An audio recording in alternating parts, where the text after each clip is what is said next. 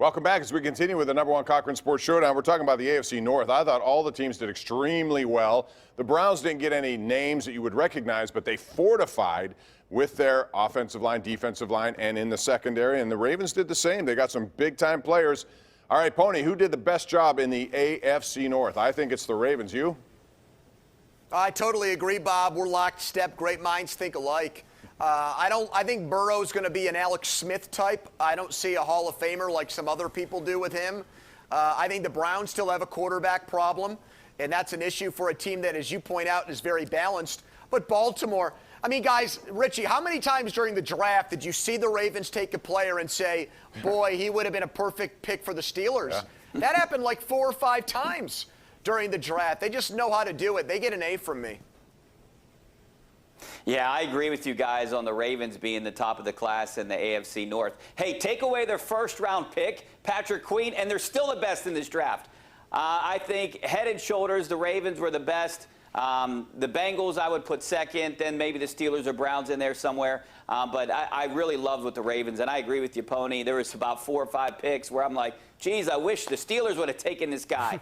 But I'll tell you, it's not going to be easy in the AFC North for defenses. You've got Burrow, and if he does live up to the hype with T. Higgins, along with those other guys, Green and Boyd, and then the Browns, you know, they have all the skill, but they need someone in the offensive line. They did that with Jedrick Wills. All right, now I want to talk about what happened in Green Bay, because now we've seen this kind of passing of the torch. We saw it with Flacco when they went out and drafted Jackson, and he turns out to be an MVP. We saw it last year. Eli Manning and Daniel Jones, he retires. So, Rich, when you saw they moved up in the first round and took Jordan Love, and Aaron Rodgers could not have been happy about that. What's your take on that pick, given what Green Bay needs? Well, it definitely provided some excitement during the draft, some entertainment, and it'll provide some entertainment here for the next 2 years. I think it was idiotic. I did not understand it at all. Here's a guy that took you to the NFC Championship, and he's always has been asking for weapons, and you had some really good weapons right there, and you didn't draft him. You drafted Jordan Love, the heir apparent, I guess. So I would imagine Rodgers is only going to be around there for 2 more years and is going to be unhappy for 2 years and then either be traded or something's going to happen. By the Steelers, how about, Richie? Sync that up with Roethlisberger's replacement. I would do that. Absolutely. Have Aaron Rodgers succeed, though. Ben. You want a 38-year quarterback? You have one right now. In here in 2 years? You have one right now. Well, yeah, but Danica's got him eating kale and blueberries every morning. He's not eating chicken wings. Okay, the guy's in great shape. Green, I think it's so dumb, Bob. It was one of the worst picks, Love. Everybody thinks Love is the next Patrick Mahomes because of what Mahomes did, similar skill set. Now this guy's the next one. Green Bay should have signed Jameis Winston, and I'm not saying that just to make you guys laugh. It would have made way more sense. If you want a quarterback insurance policy, go bring in Jameis for a couple $1 million like New Orleans doing, which is so smart. Yeah, well, there's Cam Newton out there, although he's broken down a bit. If they want to name guy who's been around, that could be their pick. But I was surprised, too, just because they needed other things. Their wide receiving core needed a boost. I think you could have looked at a lot of places, even on defense, to help Green Bay, which would have helped Brett Favre, which would have helped Aaron Rodgers as they go through this process. And by the way, speaking of Favre, he went through the exact same thing, only in reverse, did Rodgers here.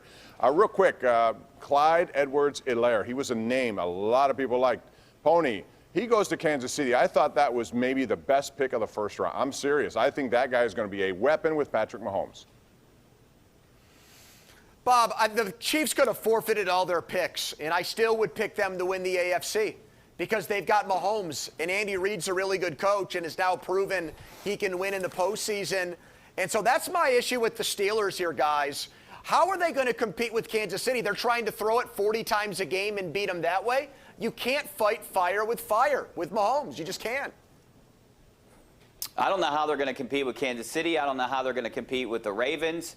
I did really like the pick of Clyde Edwards-Helaire. I thought he would be a running back that would drop to the Steelers, and they would have a shot at getting him. I mean, that just makes Kansas City so much more explosive right now. Yeah, and he was the guy of all college football running backs, the most missed tackles against. Nobody could tackle that guy. He's short to the ground. He's quick. He's like Darren Sproles. He could be a really big fit for them. All right, when we come back, but NBA the Steelers got Anthony McFarland Jr. Okay.